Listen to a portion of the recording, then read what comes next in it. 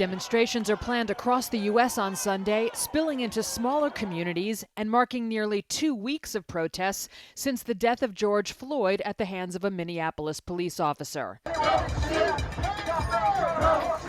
In Washington, D.C., tens of thousands of people rallied at the Lincoln Memorial, then marched to the White House on Saturday in the biggest protest yet.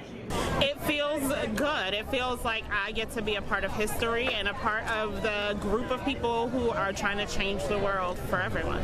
The gatherings in Washington and dozens of other places were also notable for a generally lower level of tension and discord than was seen during much of the preceding week.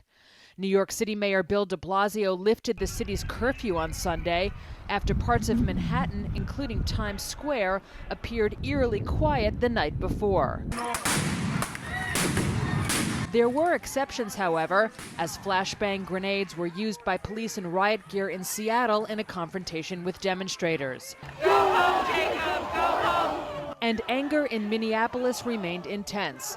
The city's mayor, Jacob Fry, was jeered by protesters on Saturday after telling them he opposed their demands for defunding the city police department.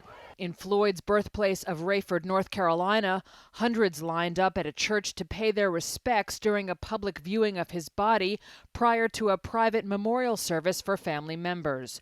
Floyd's funeral is scheduled for Tuesday in Houston, where he lived before relocating to the Minneapolis area.